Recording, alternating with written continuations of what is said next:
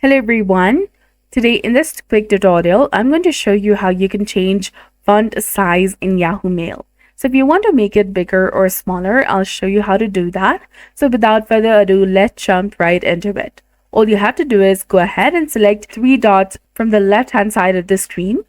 Then go to settings that you will find below trash.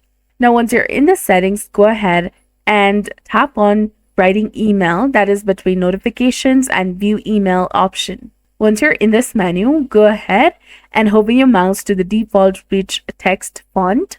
If you click inside the drop-down menu, you will see the current size, which is likely medium. You can change it to tiny, small, large, extra large, or huge by selecting the desired size from the drop-down. It's pretty straightforward process. So I hope this helped you out. And if you found this guide helpful, please like, share, and subscribe.